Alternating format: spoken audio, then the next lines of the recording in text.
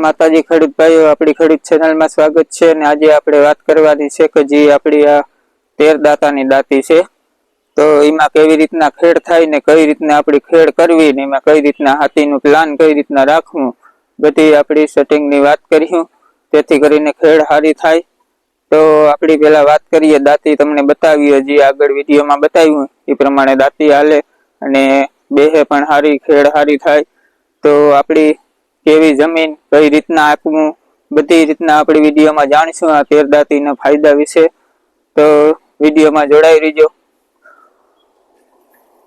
तो आपणी पेला वात करीए के जो आ 13 दाती है 13 दातानी बराबर। तो आमां बगीचाओमां घणो बधो फायदो थाय। तो एनी वात करीए के जो आपणे अत्यारे आ दाती मूकी बराबर तो ट्रेक्टर आंबाना रेवल मारीए तो आ बाजू ने एटली दाती वधी जाय एटली 3 दाता वधारे थया बराबर। आ चौथो दातो है टायर ना रेवल में है तो 3 दाता वधारे है बराबर। 3 दाता वधारे है एटले एक दातो तो उमाय वधारे आवे पण आ 2 दाता साइडना वधारे छे। तो एमां वात करीए के जो आ बाजूनी आ केरिયું छे आंबानी बराबर तो केरिયું है न्या पण खेड थई गई बराबर। एटले आपणी न्या पण खेड थई जाय ओइलो ने ट्रेक्टर ने टायर के व्हील के पंखा के जे आमां अडे मूरमा खेडवा जाईए एटले तो आमां केरिયું बधी खरी जाती होय। एटले खास करीने आपणी आ 13 दातानी दाती है तो एना माटे आपणी वात करीए के फायदा पण आ घणाय छे पण एवामां घणायनी प्रश्न ए थतो होय के ट्रेक्टर हांकता होय आपणी बराबर तो कां तो आ बाजूनो छेडो बेही जातो होय ने कां आ बाजूनो छेडो बेही जातो होय ने बहु बेहती न होय ने कांक बेहे वधारे ने कांक ओછી बेहे ए रीतना प्रश्न थता होय। जो के आपणी आ 9 दातानी दातीमां पण घणायनी प्रश्न थता होय तो आ तो 13 दाता है एटले आमां वधारे प्रश्न थाय। तो एना माटे आपणी खास परफेक्ट रीतना आपवी होय तो कई रीतना आपवुं तो एनी आपणी वात करवानी छे। तो आपणी मेन पेला सेटिंग करवानुं है आ बावडानुं बेनुं जे आपणे आइडियली उपाडीए एटले आ बे बावडानुं मेन सेटिंग करवानुं छे। बे बावडा हारी ज उपड़वा जोईए एक छेडो नीचो के एक छेडो ऊंचो है तोय पण दाती हरखी नहीं बेहे गमे एक बाजू ऊंचा नीचे बेहती रहे अने ट्रेक्टर ने दबावी है अने एक हरखी खेड नहीं थाय। तो बीजा नंबर में आपणी आ टॉप लाइन है टॉप लाइन थी हेवी करार करवी पड़े बराबर। एनु आपणी लोटियानुं रेवल तमने बतावे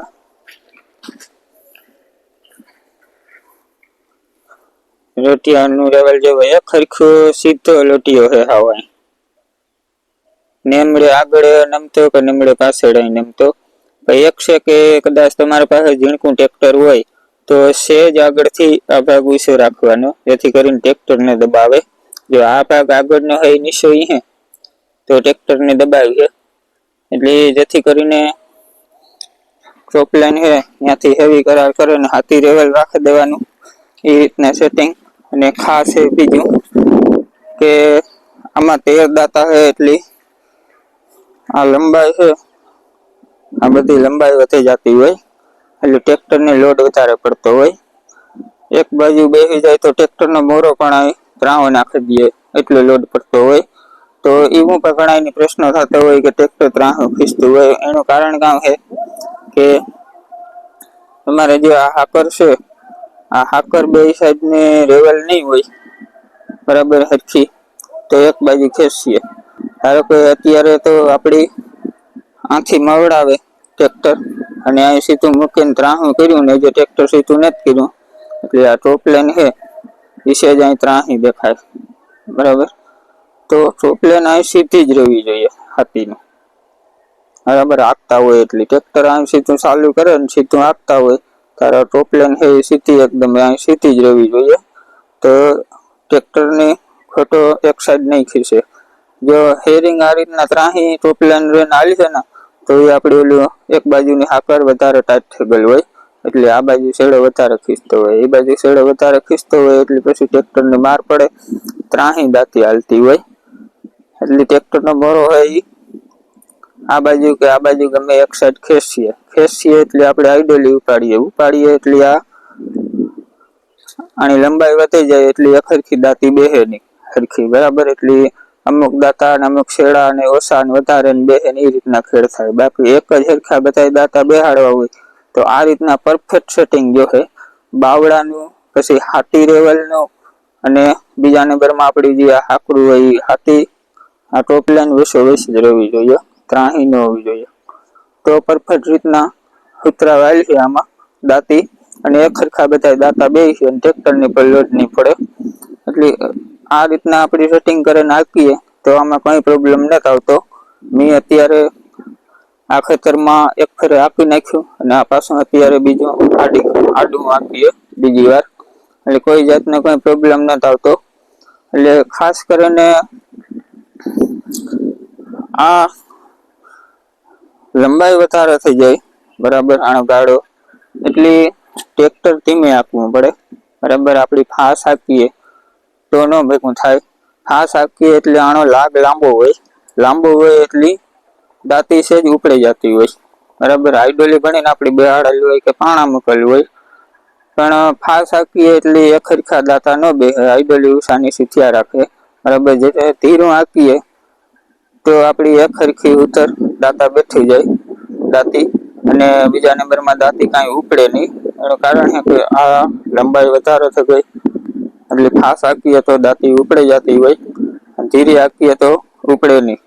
એટલે ખાસ એનું એક પણ આપણે ધ્યાન રાખવાનું, બરાબર? અને બીજા નંબરમાં ધીરી આપીએ આપણી લો ગેરમાં કે પહેલા ગેરમાં ન હાલે તો લો ગેર મારી દેવાનો, જેથી કરીને ટ્રેક્ટર ખોટું ગરમ ન થાય. અને આપણી પછી પહેલા ગેરમાં આપીએ જટ પૂરું કરવાનું કરીએ તો ટ્રેક્ટર પણ ગરમ થાય અને દાંતી પણ સરખી ખેડ ન થાય આપણે ખેતરમાં. તો ખાસ કરીને અવડો પ્લાન મોટું હોય તો ઓલી દાંતી કરતાં પણ આપણી આમાં વીઘા વધારે કાઢે 2 કલાકથી.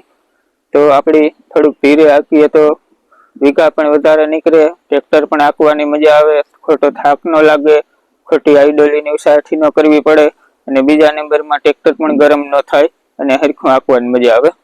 તો આ રીતના આપણી ખેડૂતભાઈઓ સેટિંગ કરવાનું. અને ખાસ કરીને આપણી એવાનું ફોલ્ડિંગ ટાઈપ છે એ તમને કહીએ, એ તો બધા અત્યારે સામાન્ય હોય બધામાં. આપણી જે મિની ટ્રેક્ટરમાં અને આપણી જે હાંકતા હોય માંડવીમાં બલુંગિયા બેલાન કે તો એમાં જે આ સાઈડના ડગરા છે બે એ આપણી ઉષા કરી નાખતા હોય, જો આ નટ બોલાપી,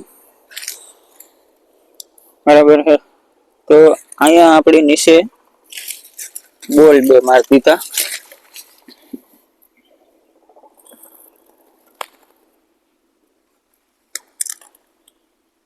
જે આ બોલ છે એક આ બોલ મારી દીધો ને એક આ બોલ મારી દીધો, 2 બોલ મારી દીધા જે ઓલા આપણી દાંતીનો લોટીઓ હોય, અને આ એક્સ્ટ્રા કરાવેલ લીધેલ છે, બરાબર? તો 2 દાંતા એક્સ્ટ્રા કરેલ છે અને આથી ફોલ્ડિંગ થઈ જાય.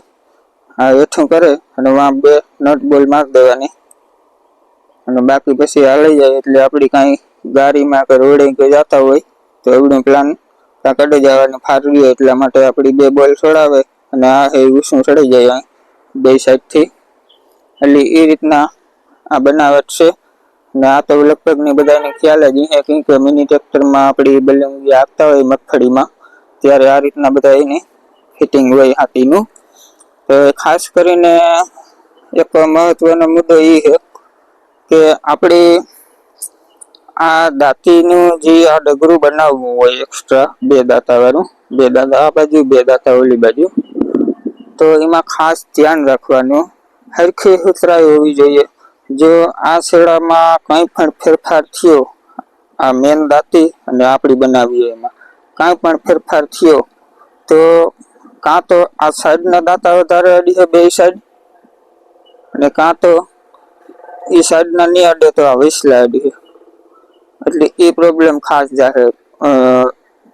થવાની છે.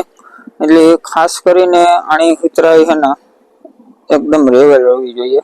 આવા સારો કારીગર હોય ને આપણે બનાવવાનું, જેથી કરીને ઉતરાય હરખી રહીએ ને દાંતા બધા એક ખરખા જડે.